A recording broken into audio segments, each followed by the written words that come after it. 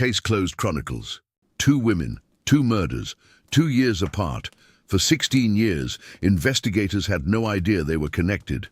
Then, a DNA database linked them to the same unknown man.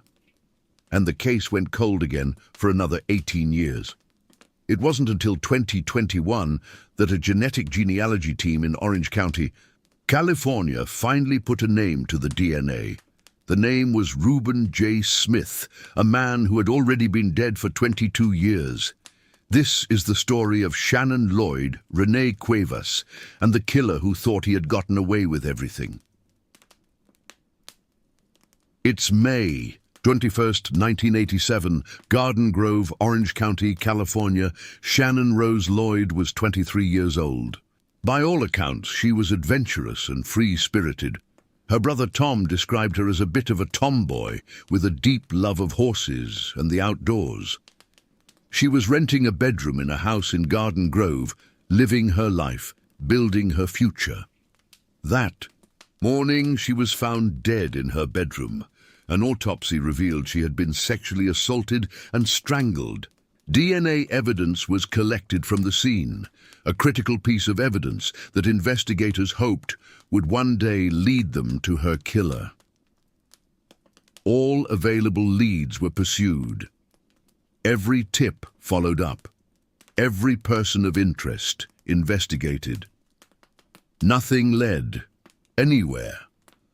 The case went cold.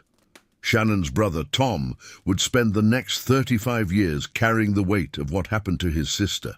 In 2022, he told reporters, "It's hard for me to fathom how anyone could take another person's life like it was nothing and just discard them."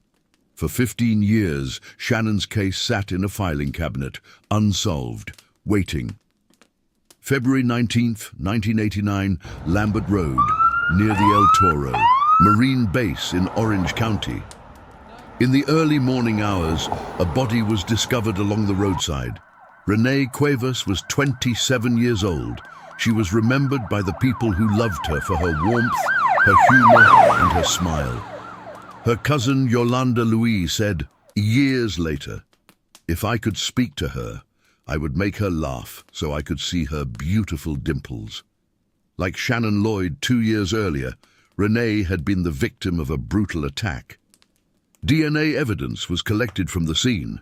Investigators worked the case hard. Tips were followed, leads were pursued, and just like Shannon's case, everything went cold. 2 women. The crimes, 2 grieving families with no answers, and at this point, no one even knew the same man was responsible for both. For 14 years, the 2 cases were investigated completely separately. Different detectives, different departments, different files. Then, in 2003, the Orange County Crime Lab conducted new forensic testing on evidence preserved from Shannon Lloyd's crime scene. Using the National DNA Database CODIS, the Combined DNA Index System, they ran the profile against other cases in the system. There was a match. The DNA from Shannon Lloyd's 1987 murder matched DNA collected from Renee Cuevas's murder scene. In 1989, 2 cases. 1 killer. It was a breakthrough, but it was also a dead end. Because while investigators now knew the same man had committed both crimes, CODIS had no name to attach to the DNA profile. There was no match to any known offender in the system. The cases were linked, but the killer remained a ghost. For another 18 years, nothing.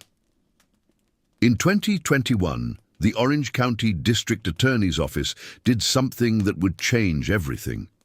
They submitted both cases to their newly formed Investigative Genetic Genealogy Unit, a team of forensic scientists and genealogists trained in the same technique that had identified the Golden State Killer 3 years earlier.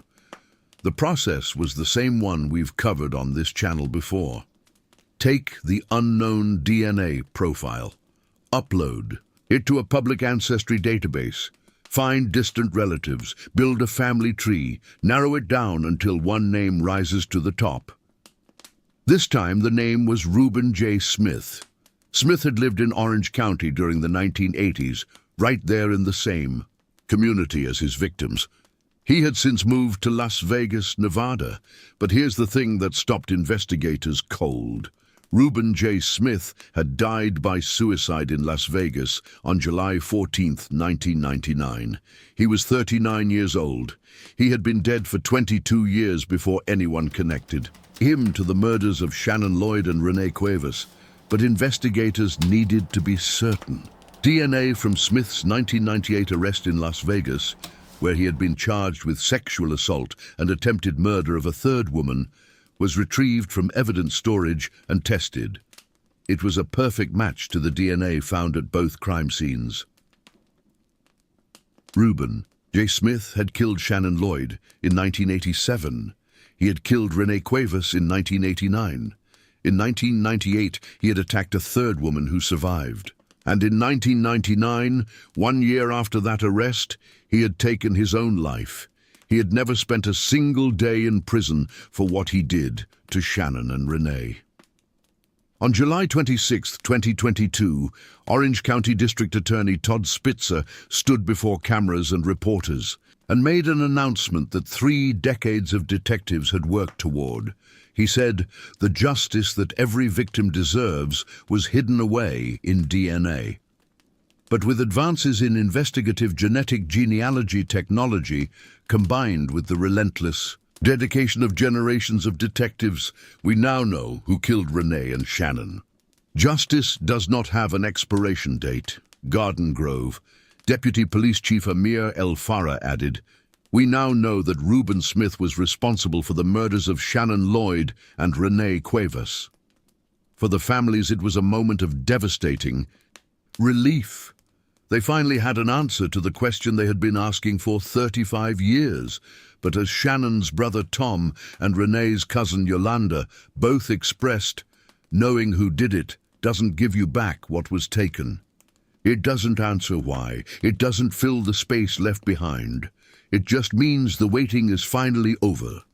Shannon Rose Lloyd, 23 years old, Garden Grove, California, 1987. Renee Cuevas, 27 years old, Orange County, California, 1989. 2 women whose cases were solved, not by the technology of their time, but by science that didn't even exist when they were killed.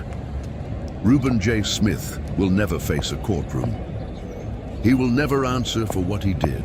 But thanks to the work of genetic genealogists, detectives who refused to give up, and DNA preserved for decades in an evidence locker, his name is now permanently attached to what he did.